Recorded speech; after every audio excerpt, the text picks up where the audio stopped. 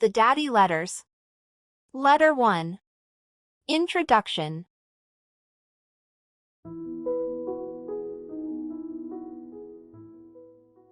Dear daughters, this is the first letter of many I will send you over the next several months in hopes of equipping my 7 Christian daughters with truths that can lead you to the fullest joys this life has to offer you in relationships with men, and in marriage. I believe one of the greatest gifts I can give you is an understanding of how men think, what men want, how men are made, and how you can most effectively relate to and bond with your man. Unfortunately, many women seek knowledge about men from other women, and many of these female advisors have a false view of what men are, what men really want, how men should be treated, and how to find true happiness spiritually, mentally, and physically with a man. It seems obvious that if you want to know how to relate to men, you should ask a trustworthy man.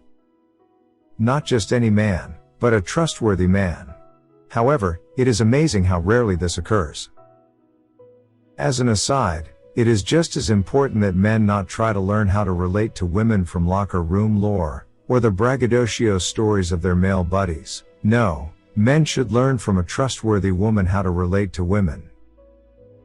Too many women develop their beliefs about men from cultural sources such as movies, YouTube, social media, romantic novels, musical artists, secular how-to books, and the faux philosophies shared during girl talk, none of which are rooted in scripture or God's eternal principles.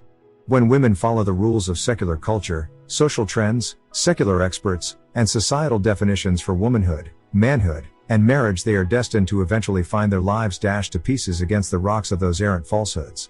Sadly, many parents neglect their responsibility to provide their children honest, unfiltered insights into male-female relationships and marital mysteries, and this neglect leaves their sons and daughters to learn from untrustworthy, and mostly ungodly sources.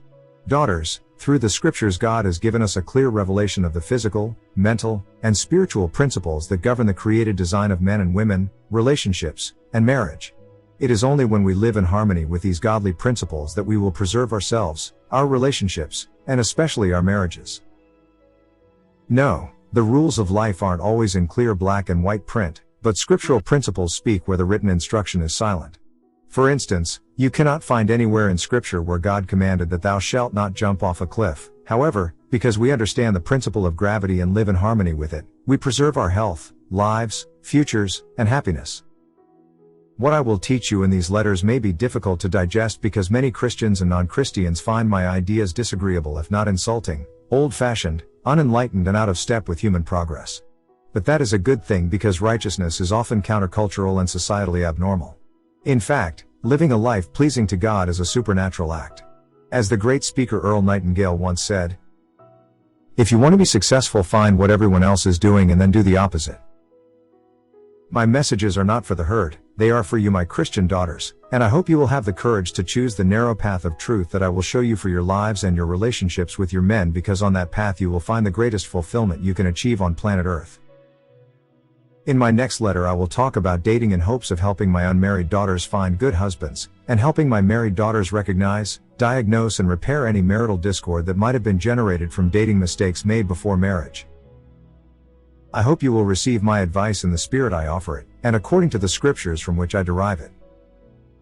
One more thing, girls, I have found I do my best thinking while I am washing down a slice of apple pie with ice cold milk, so I need all the help you can give to help me think.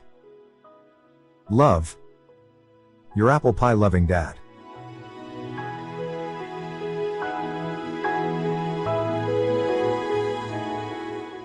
Now, last Lord's Day, we came and looked at the importance of community. The importance of Honey, I know you are watching this sermon, but may I interrupt? Well, you already did, so what do you want, dear? I want to know how you feel about the daddy letters your dad promised to write. First of all, they are private letters to me, so please don't try to make me let you read them. Secondly, my dad always speaks his mind, so I am sure he will make my sisters and me uncomfortable at times, laugh a lot other times, but always learn a lot. What do you think about his daddy letters? I think he loves you and your sisters a lot to take the time to do it. I agree with him that few women get to hear the perspective of a mature, godly man, and no offense, but I think you and your sisters will take it better coming from him than from your husbands, or boyfriends, as the case may be. Wow! I didn't expect the jab. I didn't mean it as a jab. I just think sometimes it is helpful when a wife or girlfriend hears the same thing she heard from her man, coming from a neutral third party. It's human nature.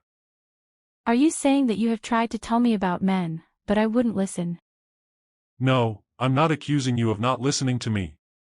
However, I have had times when I didn't feel understood about this subject, and could not figure out how to get my point across. So, it is going to be interesting to see if your dad addresses some of the issues we've discussed and if, as an outsider, it helps you understand me better.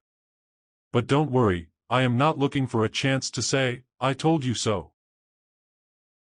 I just look forward to this opportunity to be better understood as a man, and as a person. That can't help but bring us closer.